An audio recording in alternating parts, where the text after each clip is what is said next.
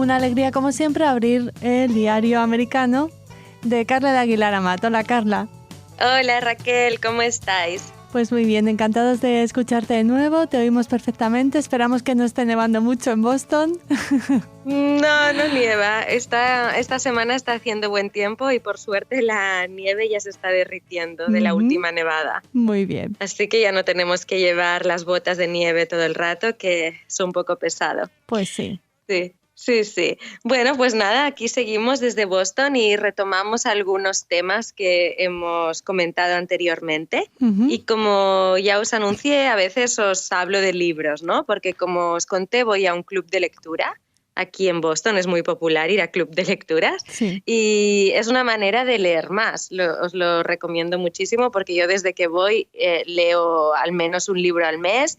Y además también de socializar, ¿no? Nosotras, en este caso, es un club de lectura del grupo de mamás de Brookline. Y entonces todos somos mamás y además es la excusa pues, para salir una noche, ¿no? Y ir a un restaurante o a casa de alguien y además hablar del libro, entre otras cosas. Muy bien. Y bueno, pues la última... Y siempre hay tres opciones, 3 libros propuestos y se vota, ¿no? Entonces yo propuse un libro que era el de Lady in Gold, que ya sabéis que hace años, cuando se estrenó, ¿no? en el 2015, vi la película y el libro es del 2012, pero no lo había leído. Es de estos casos que ves antes la película que el libro, ¿no?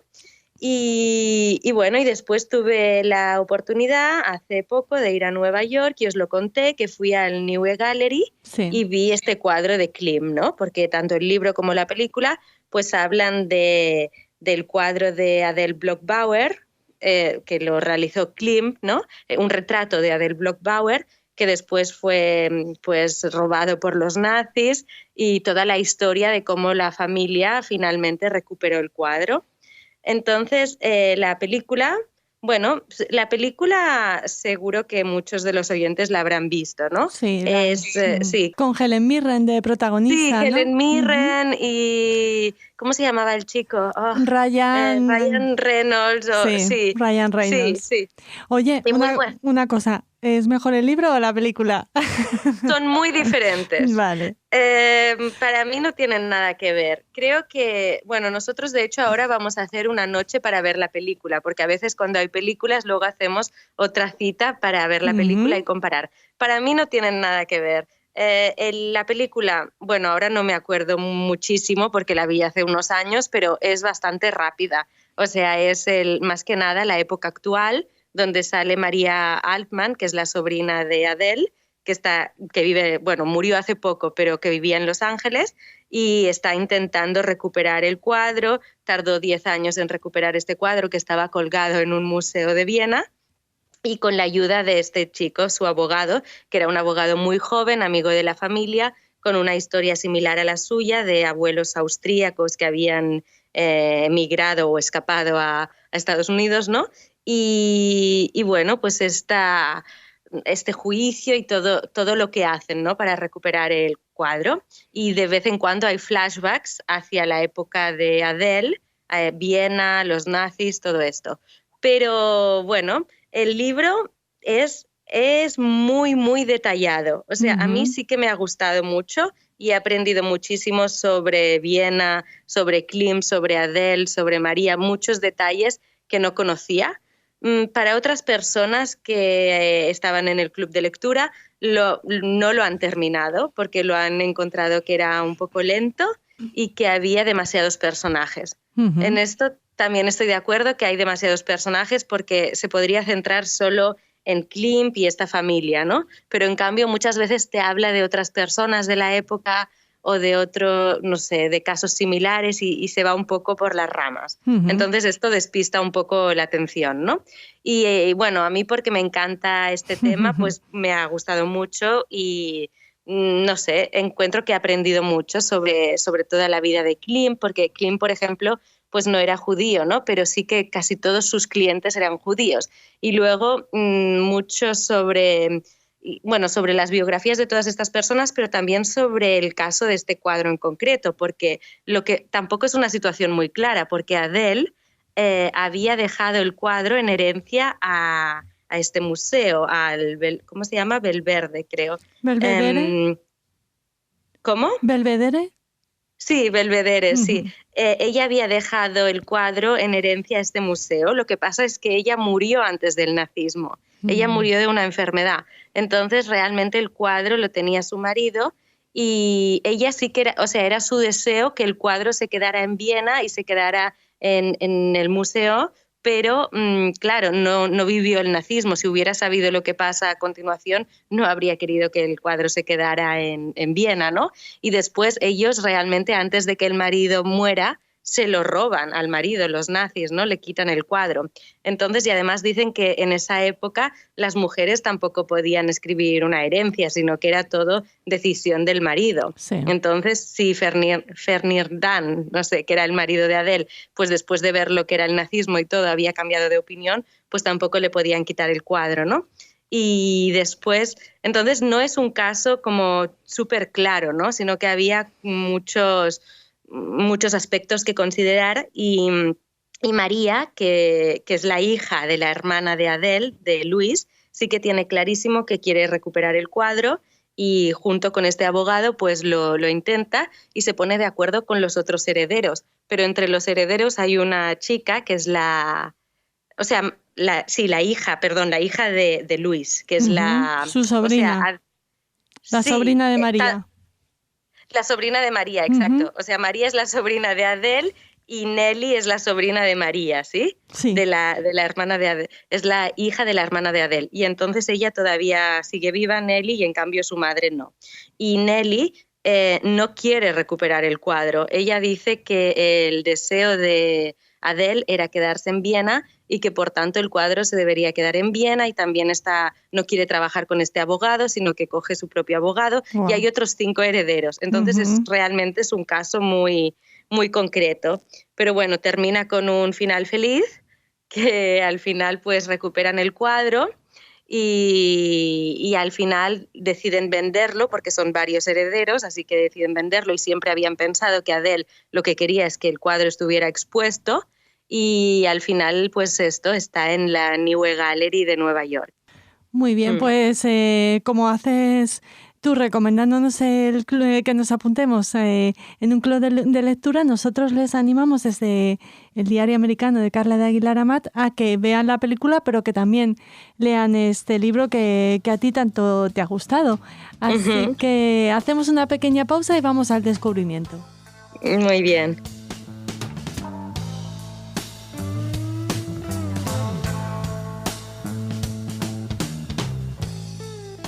Para el descubrimiento nos quedamos en Brookline, ¿no? Exacto, y nos quedamos en el mismo día del club de lectura, porque como os digo, siempre vamos a un restaurante o a veces vamos a casa de alguien, pero vamos variando, ¿no? Cada vez a un sitio diferente. Y en este caso, por primera vez fuimos al Café Landwehr, que yo ya había estado, pero no con el club de lectura, y de hecho no había estado en este segundo local, porque no lo sabía que había 2. De hecho, ya han abierto 2 Café Landwehrs en Brookline, que Brookline, para los que no nos sigan cada semana, pues es el barrio donde yo vivo, que es un barrio de Boston, que en realidad es una ciudad, ¿no? Y viven muchos israelíes y muchos judíos y pues claro, como se ve, la comida israelí es popular en Brookline porque ya es el segundo restaurante que abren del Café Landwehr, que es una cadena de cafés israelíes y que además de Boston tienen un restaurante en Toronto.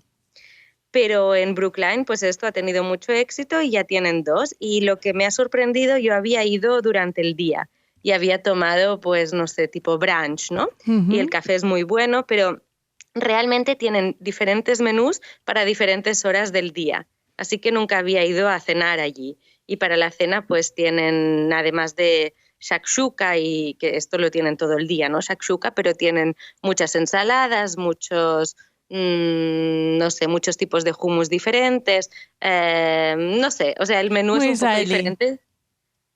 ¿Cómo? Muy israelí la comida, ¿no? Sí, muy israelí, pero que varía dependiendo de la hora. Entonces, si vas por la mañana, puedes comer algo diferente que si vas por la noche o si vas el fin de semana a tomar un brunch. Muy bien. ¿Y los precios israelíes o un poco más económico? No es, o sea, no, los precios de aquí, pero no es ni caro ni barato, o sea, está bien. Muy bien. Sí, vale, sí. Bueno, pues otra recomendación. En este caso, culinaria de cafés que nos encantan también. Buenos sitios para leer, por ejemplo, o para compartir lecturas con amigos. Otra pausita y volvemos enseguida.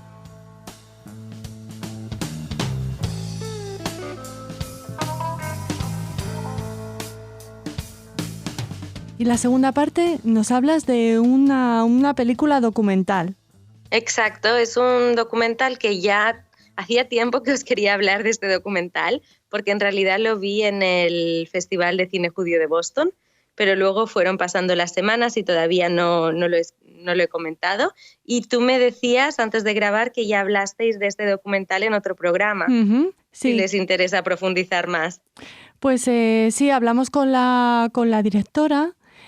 Porque fue un documental que se presentó en un festival en Madrid dedicado a cine para mujeres y bueno, nos pareció interesante y hablamos, les ponemos el enlace para que recuperen esa entrevista, pero nos gustaría conocer tu opinión, Carla. ¿Qué te ha parecido? Sí, pues el documental se llama Female Pleasure, como el placer femenino, y la directora es Bárbara Miller y habla de 5 mujeres de 5 culturas diferentes, pero un poco con la misma historia, ¿no? Y como tú dices, es un documental que mezcla un poco lo judío, porque la primera protagonista es judía, pero también mezcla, feminismo, ¿no? Y de hecho había una profesora, porque en el Festival de Cine Judío de Boston siempre traen a alguien que lo comente, ¿no? Que haga preguntas, que presente la película y tal.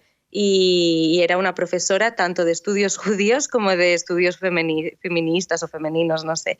Y bueno, pues estos son 5 chicas o 5 mujeres que rompen el silencio, ¿no? Y la primera protagonista es Débora, que es una judía ex-jasídica de Brooklyn. Y bueno, pues había vivido toda su vida en esta comunidad jasídica en Estados Unidos. Y cuando cumple 17 años se casa con un chico al que solo había visto una vez y tiene un hijo. Y desde que tiene a su hijo está pensando cómo dejar la comunidad y quiere dejar la comunidad y al final lo consigue y ahora vive en Berlín con su hijo. Y claro, al dejar la comunidad pierde el contacto con toda su familia y tal, y publicó un libro también. Y ahora parece ser que van a hacer una serie de su libro, una serie de los mismos creadores de Shtisel, y creo que es la misma actriz también. Una de las niñas que sale en la película será Débora, ¿no? También sale en Shtisel y también saldrá en esta otra serie. Bueno, esto es Débora. Luego tenemos a Leila, que Leila es una musulmana somalí que vive en la diáspora, en realidad, porque vive en Londres, y ella cuando fue pequeña pues le hicieron la ablación, ¿no? Sí. La mutilación genital femenina. Entonces, cuando se quedó embarazada, se dio cuenta de todo este trauma que había tenido y lo habló no sé, cuando estaba embarazada lo estaba pasando muy mal y habló con su doctora y la doctora le preguntó, ¿a ti cuando eras pequeña te hicieron la ablación? Y ella dijo que sí, entonces se dio cuenta de todo lo terrible que era y se ha convertido en una activista sobre este tema y también pues educando a las comunidades, porque ella lo que dice es que nos parece que esto sea un tema africano, pero no es un tema africano, sino que es un tema europeo, porque ella vive en Londres y sufrió la ablación en Londres. Y dice que tantas chicas también, y entonces sobre todo, además de pues intentar, no sé, hablar de este tema, pero también con los hombres, también con los chicos y explicarle lo que es y bueno, pues esto, tenemos a Leila. Después tenemos a Doris, que es una exmonja alemana, que se crió en una familia de Bavaria, una familia católica y protestante, y a los 19 años decide entrar en un convento donde sufre abuso sexual. Y finalmente decide contarlo contarlo a la superiora y tal, que ha sufrido este abuso sexual en el convento, y no la apoyan, sino al revés, que intentan tapar su historia. Y entonces pues también sale del convento y empieza a intentar, bueno, también se convierte un poco en una activista de este tema, ¿no? Uh-huh. Después tenemos a Vitika, que es, ella no tiene una historia personal tan fuerte, pero sí que es una activista, es de la India, donde todo el tema sexual es un poco tabú, entonces intenta romper el tabú, hablar del amor, hablar del sexo, y inicia un proyecto de educación sexual.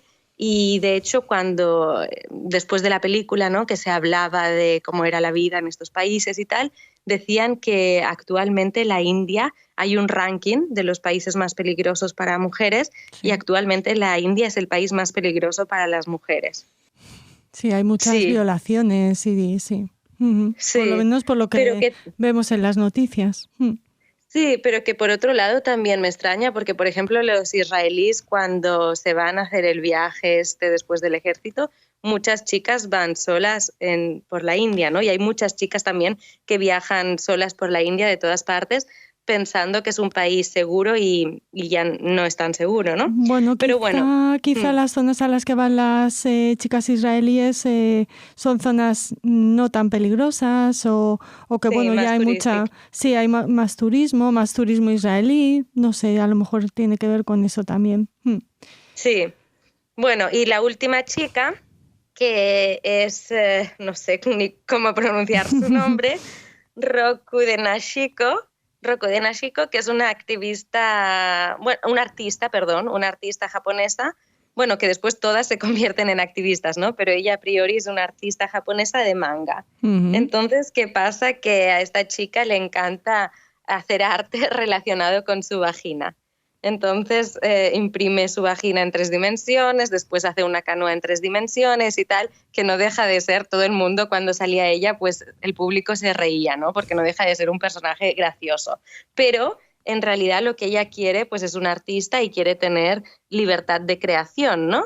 Y de hecho la llevan a la cárcel incluso por haber hecho esta canoa. Y lo que ella no entiende, igual que no entienden muchos japoneses, porque después consigue abogados muy buenos que además trabajan pro bono, ¿no?, para ella, o sea, uh-huh, gratuitamente para ella, porque lo que no se entiende es que en Japón hay un festival, que es el Festival de la Fertilidad, que si miráis fotos en internet es muy impactante porque es como una procesión de penes, ¿no? Uh-huh. Por las calles de Japón y comen helados en forma de pene y es tan normal en Japón esta fiesta. Y en cambio lo que llama la atención en su caso es que para pues, los órganos sexuales masculinos sí, pero para los órganos sexuales femeninos no. Entonces un poco esto es lo que ella está reclamando. Uh-huh. Y bueno, es un documental, para mí fue muy impactante. Algunos momentos son duros porque, claro, son historias muy potentes, ¿no?, las de cada una de estas chicas, pero está muy bien hecho, es tanto te impacta mucho, pero también te ríes porque hay momentos cómicos, ¿no?, también en todas las historias, pero sí, son 5 mujeres muy valientes y esto que, no sé, con la misma historia de intentar romper el silencio de sus culturas y la verdad que me gustó muchísimo. Y les aconsejo que entren en la página web, lean las historias de cada chica y tal. Y sí, bueno, pues nada. Muy bien, pues eso es todo. Esa es tu recomendación. Así firmas la página de hoy de tu diario y esperamos poder oírte muy pronto. Muchas gracias. Muy bien, hasta pronto.